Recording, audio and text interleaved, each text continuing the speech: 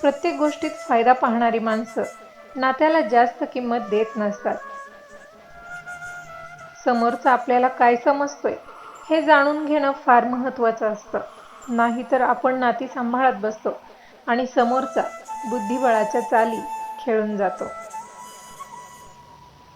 प्रत्येक वेळी जाऊ दे म्हणून आपण समोरच्याचं बोलणं मनावर घेत नाही, पण समोरचा जर आपण शांत बसल्याचा फायदा घेत असेल तर त्याला त्याच्याच भाषेत उत्तर दिलंच पाहिजे.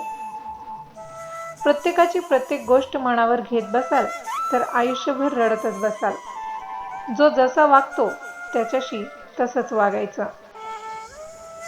विश्वास असेल तर न बोलताही सारं काही समजून घेता येतं आणि विश्वासच नसेल तर बोललेल्या प्रत्येक शब्दाचा चुकीचा अर्थ घेतला जातो. जे आपली बदनामी करतात त्यांना करू द्या, कारण की बदनामी तेच लोक करतात जे आपली बरोबरी करूच शकत नाहीत. कोण हसवून गेलं, कोण फसवून गेलं हे महत्त्वाचं नाही. अनुभवाच्या शाळेत कोण तुम्हाला वरच्या वर्गात बसवून गेलं हे महत्त्वाचं. माणूस तेव्हाच एकटा पडतो जेव्हा तो खोट्या लोकांच्या विरोधात खरं बोलायला सुरू करतो.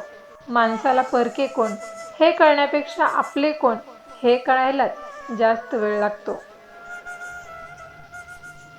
कोणाला ओळखायचं असेल तर त्याच्या मनाविरुद्ध वागून बघा, लगेच कोण कसं आहे हे समजेल.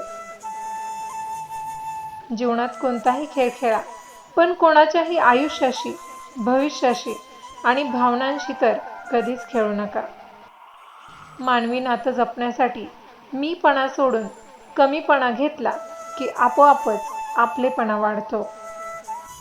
अडचणीच्या वेळी सगळ्यात मोठा आधार म्हणजे स्वतःवरचा विश्वास. जो मंद हास्य करत तुमच्या कानात प्रेमाने सांगत असतो, सगळं व्यवस्थित होईल.